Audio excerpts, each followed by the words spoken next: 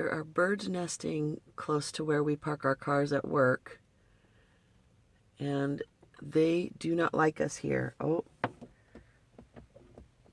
one of them just flew onto my hood. He was surprised to see me, but they've been attacking the cars next to me, and I'm watching them this morning.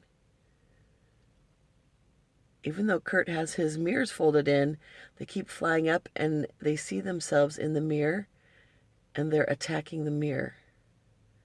That's the pair. They are not happy about us being over here.